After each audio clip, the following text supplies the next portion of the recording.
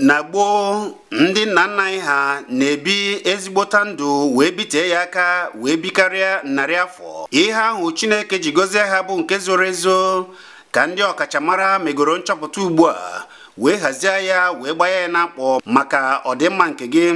Ya mere ị ga-eji wee kirie oyoyo ugbu a ma were akara ekwentị ahụ ị ga-afụ na ihe oyoyo gị ka ị kpọba ka agwa gị ka ị ga-esi wee weta nke gị ozigbo ozigbo.